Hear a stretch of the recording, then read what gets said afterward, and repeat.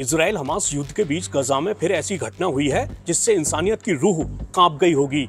Israel पर आरोप लगा है कि गजा में उसके सैनिकों के हमले में उस भीड़ के 100 से ज्यादा लोगों की जान चली गई जो राहत सामग्री लेने पहुंची थी।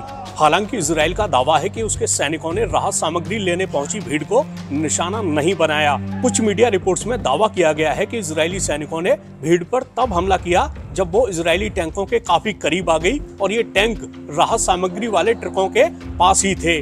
आपको इजराइल का बयान भी सुनवाएंगे, लेकिन उससे पहले ये जान लीजिए कि गजा के स्वास्थ्य अधिकारियों के मुताबिक इजराइल हमास युद्ध में मरने वाले लोगों की संख्या 30,000 से ज्यादा हो गई है।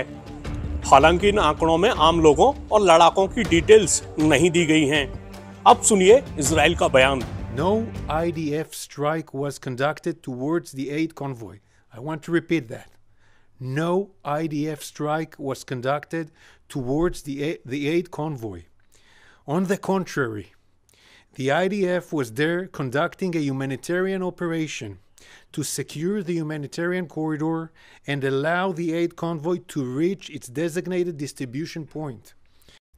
This humanitarian aid came from Egypt, went through a security screening at the Kerem Shalom humanitarian crossing in Israel, and then entered Gaza for distribution by private contractors.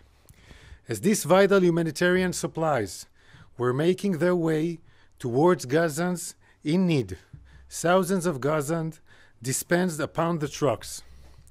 Some began violently pushing and even trampling other Gazans to death, looting the humanitarian supplies.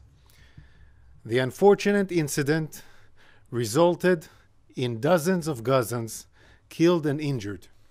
As you can see in this video, the tanks that were there to secure the convoy sees the Gazans being trampled and cautiously tries to disperse the mob with a few warning shots.